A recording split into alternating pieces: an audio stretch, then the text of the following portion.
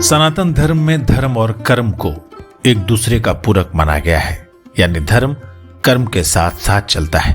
इसलिए कर्म के साथ साथ इंसान देवी देवताओं की व्रत कथाओं का पालन करता है।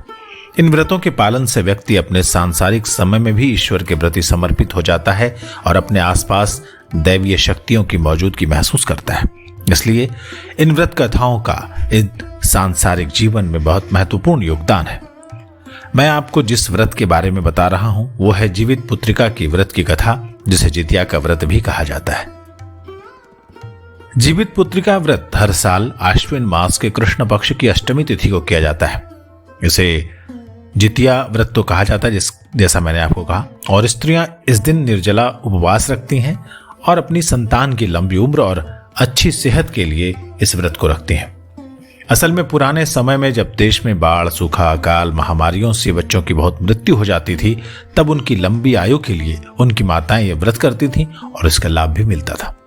ये व्रत अभी मुख्य रूप से उत्तर प्रदेश, बिहार और झारखंड के इलाकों में किया जाता है और इसे करने के कुछ खास नियम कायदे भी हैं। ये व्रत आश्विन माह के कृष्ण पक्ष की अष्टमी को मनाया जाता है। हालांकि हिंदू पंचांग में यह 3 दिनों तक मनाया जाता है। ये कृष्ण पक्ष की सप्तमी से शुरू होकर नवमी तक चलता है। बिल्कुल छठ व्रत की तरह है। इस व्रत में पहले दिन नहाय खाए होता है, दूसरे दिन निर्जला व्रत और तीसरे दिन पारण होता है। इस व्रत को करने की विधि है, पहले मैं आपको विधि बताता हूं और फिर इसकी जो व्रत कथा है वो भी सुनाऊंगा। जिस दिन जितिया का व्रत शुरू होता है उस दिन सूर्योदय से पहले व्रती को जागकर स्नान इत्यादि से निवृत्त होकर पूरे परिवार के साथ बिना नमक का भोजन करना चाहिए। मिथिला के इलाकों में दही चूड़ा और मिठाई खाने का प्रचलन है। ऐसा कहा जाता है कि एक बार जीवित पुत्रिका व्रत या जितिया व्रत ठान लेने के बाद उसको हर साल करते रहना चाहिए। जितिया व्रत जिस दिन पारण होता है उस दिन दोपहर के बाद स्नान इत्यादि से निवृत्त होकर अपने बैठने के स्थान को गंगा जल आदि से शुद्ध कर लीजिए और मन में पूजा का संकल्प धारण करके सोने या चांदी से बने जीवित पुत्रिका सूत्र को रखें और उसके बगल में कुश से बने हुए जीमूत वाहन को शुद्धासन पर स्थापित करें और उसके बाद मंत्र पढ़ें, जीव पुत्री समागच्छ गौरी रूप धरे नघे ईश्वरस्य पदाम्भोजा दत्र सन्निहिता भव। इसके बाद जीवित पुत्रिका और जीमूत वाहन का षोडशोपचार से यानी 16 तरीकों से पूजा करें। यानी पहले आचमन कराएं, अक्षत दें, फिर जल दें, फिर चंदन दें, यानी जो चंदन हम निकालते हैं वो, फिर फूल से पुष्प दें, फिर दूर्वा दल, फिर बेलपत्र, फिर अगरबत्ती, फिर दीप, उसके बाद धूप, फिर नैवेद्य, फिर तांबूल यानी पान और सुपारी, वस्त्र, जनेऊ और उसके बाद फिर आचमन करें और इस तरह परिपूर्ण पूजा करें। जीमूत वाहन को नैवेद्य में खीरा, अंकुरित चना, केराव, मूंग और चीनी का प्रसाद चढ़ाया जाता है और इसके बाद जीमूत वाहन की कथा सुने। आइए मैं आपको सुनाता हूं जीमूत वाहन व्रत की कथा।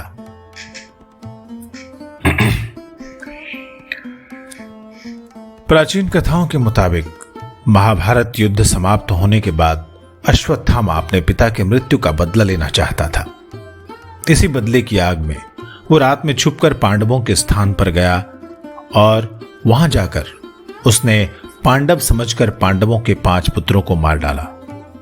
पांडवों को अश्वत्थामा की इस हरकत पर बहुत गुस्सा आया, इसलिए अर्जुन ने अश्वत्थामा की मणि छीन ली और कृष्ण ने इसमें उसकी सहायता की। इसके बाद अश्वत्थामा पांडवों से और अधिक क्रोधित हो गया। उसने योजना बनाई कि वो उत्तरा के गर्भ में पल रहे बच्चे को भी जान से मार देगा और इसके लिए उसने ब्रह्मास्त्र का प्रयोग किया। भगवान श्री कृष्ण जानते थे कि ब्रह्मास्त्र को रोक पाना असंभव है, लेकिन उन्हें पांडवों के पुत्र को बचाना था। इसलिए भगवान श्री कृष्ण ने अपने सभी पुण्य का फल एकत्रित कर उत्तरा के गर्भ में पल रहे बच्चे को दिया और इसके फलस्वरूप वो बच्चा पुनर्जीवित हो गया। यह बच्चा भी बड़ा होकर राजा परीक्षित बना।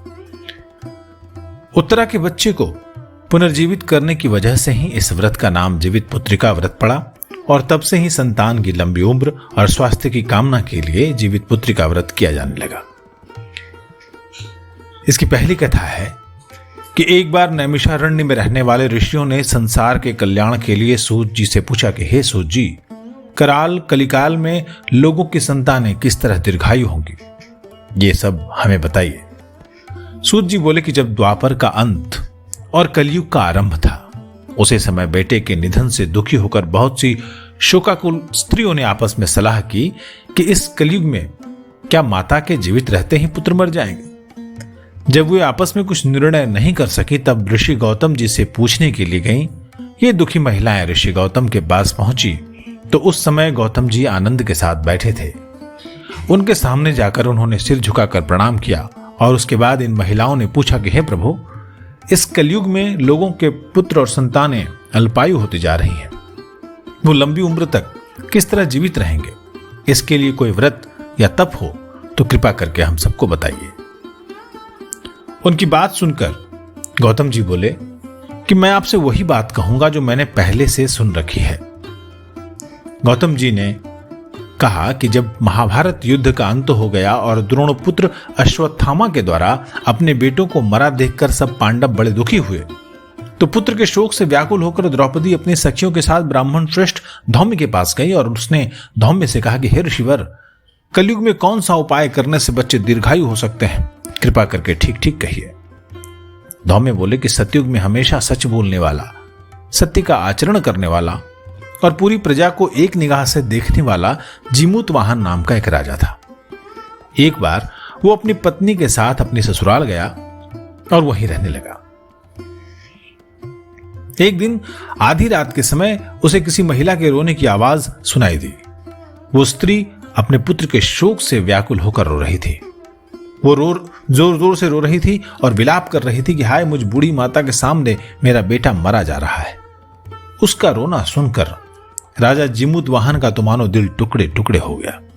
वो तत्काल उस स्त्री के पास गए और उससे पूछा कि तुम्हारा बेटा कैसे मरा है? बूढ़ी ने कहा कि एक गरुड़ प्रतिदिन आकर गांव के लड़कों को खा जाता है।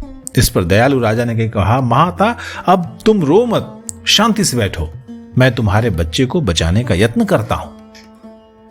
ऐसा कहकर राजा उस स्थान पर गया जहां गरुड़ आकर प्रतिदिन बच्चों के मांस खाया करता था। जीमूतवाहन को वहां देखते ही उसी समय गरुड़ उस पर भी टूट पड़े और राजा के शरीर का मांस खाने लगा। वो गरुड़ बहुत विशाल और तेजस्वी था और जब उसने राजा का बायां अंग खा लिया तो राजा ने झटपट अपना दाहिना अंग फेरकर गरुड़ के सामने कर दिया।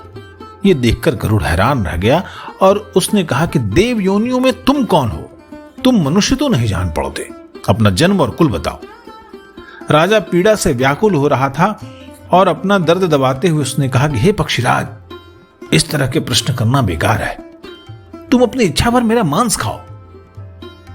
यह सुनकर गरुड़ रुक गए और बड़े आदर से राजा के जन्म और कुल की बात पूछने लगे। राजा ने कहा कि मेरी माता का नाम है शैब्या और मेरे पिता का नाम शालिवाहन है। सूर्यवंश में मेरा जन्म हुआ है और जीमूतवाहन मेरा नाम है। राजा की दयालुता देखकर गरुड़ ने कहा कि हे महाभाग, मैं तुमसे बड़ा प्रसन्न हूं, तुम्हारे मन में जो अभिलाषा हो वो वरदान मांगो। गरुड़ की बात सुनकर राजा ने कहा कि हे पक्षीराज, यदि आप मुझे वर दे रहे हैं तो वर दीजिए कि अब तक आपने जिन प्राणियों को खाया है वे सब जीवित हो जाएं। हे गरुड़राज, अब से आप यहां बालकों को न खाएं और ऐसा कोई उपाय करें कि जहां जो उत्पन्न हो वे लोग बहुत दिनों तक जीवित रहें। ऋषि धौम्य ने कहा कि पक्षीराज गरुड़ राजा को वरदान देकर स्वयं अमृत के लिए नागलोक चले गए। वहां से अमृत लाकर उन्होंने उन मरे हुए मनुष्यों की हड्डियों पर बरसा दिया। ऐसा करने से सब लोग जीवित हो गए जिनको पहले गरुड़ ने खा लिया था। राजा के त्याग और गरुड़ की कृपा से वहां रहने वालों का बहुत कष्ट दूर हो गया। उस समय राजा के शरीर की शोभा दूनी हो गई। राजा की दयालुता देखकर गरुड़ ने फिर कहा कि मैं संसार के कल्याण के लिए एक और वरदान दूंगा कि आज अश्विन कृष्ण सप्तमी से रहित शुभ अष्टमी तिथि है। आज ही तुमने यहां की प्रजा को जीवन दान दिया है। हे वत्स, अब से यह दिन ब्रह्म भाव हो गया है। जो मूर्ति भेद से विविध नामों से विख्यात है वही त्रिलोक में पूजी जाने वाली माता दुर्गा अमृत प्राप्त करने के अर्थ में जीवित पुत्रिका कहलाई हैं। इसलिए इस तिथि को जो स्त्रियां जीवित पुत्रिका की और कुश की आकृति बनाकर तुम्हारी पूजा करेंगी तो दिन दिन उनका सौभाग्य बढ़ता जाएगा और वंश की बढ़ोतरी भी होगी। हे महाभाग, इस विषय में सोचने की भी जरूरत नहीं है। हे राजन, सप्तमी से बिना अष्टमी यानी शुद्ध अष्टमी के दिन में व्रत करे और नवमी को पारण करे तो शुभ फल मिलेगा। अगर इस पर ध्यान न दिया गया तो फल नहीं मिलेगा। जिमुतवाहन को ऐसा वरदान देकर गरुड़ जी बैकुंठ धाम को चले गए और राजा जिमुतवाहन भी अपनी पत्नी के साथ अपने नगर को चले गए। तब ऋषि धौम्य ने यह कथा सुनाकर महारानी द्रौपदी से कहा कि हे देवी, ये व्रत बहुत दुर्लभ है और मैंने आपको ये बताया है। इस व्रत को करने से बच्चे लंबी आयु वाले होते हैं। अगर आपने भी ये व्रत किया और उचित तरीके से दुर्गा जी की पूजा की तो आपकी भी मनोवांछित फल मिलेगा। मुनिराज धौम्य की बात सुनकर रानी द्रौपदी के मन में कौतूहल पैदा हो गई और उन्होंने नगर में रहने वाली महिलाओं को बुलाकर उनके साथ ये व्रत किया। ऋषि गौतम ने कहा कि व्रत और इसके प्रभाव को किसी मादा चील ने सुन लिया और अपनी सखी सियारिन को भी बताया। इसके बाद पीपल के पेड़ की शाखा पर बैठकर उस चील ने और वृक्ष की खोटर में बैठकर सियारन ने भी व्रत किया। फिर वही चील किसी ब्राह्मण के मुख से यह कथा सुनाई और पीपल के खोडर में बैठी अपने सखी को सुनाया। सियारिन ने आधी ही कथा सुनी थी कि उसे भूख लगाई और वो उसी समय शव से भरे श्मशान में पहुंच गई और वहां उसने भरदम मांस खाया। इधर चील बिना कुछ खाए पिए रह गई और सवेरा हो गया। चील सवेरे उठी और गौशाले में गई और वहां गाय का दूध पिया और इस तरह उसने नवमी को पारण किया। कुछ दिनों बाद वो दोनों मर गई और अयोध्या में किसी धनी व्यापारी के घर जन्मी। संयोग से उन दोनों का जन्म एक ही घर में हुआ और इसमें सियारिन बड़ी हुई और चील छोटी। दोनों ही कन्याएं सभी शुभ लक्षणों वाली थीं, इसलिए बड़ी लड़की का विवाह काशीराज के यहाँ और छोटी लड़की की शादी राजा के मंत्री के यहाँ हुई। पूर्व जन्मों के कर्म के फल से बड़ी मृगनयनी रानी बनी, पर उसकी संतानें पैदा होते ही मर जाती थी। इधर पूर्व जन्म की बातें मंत्री की पत्नी को याद थीं और उसके 8 तेजस्वी और वीर पुत्र हुए।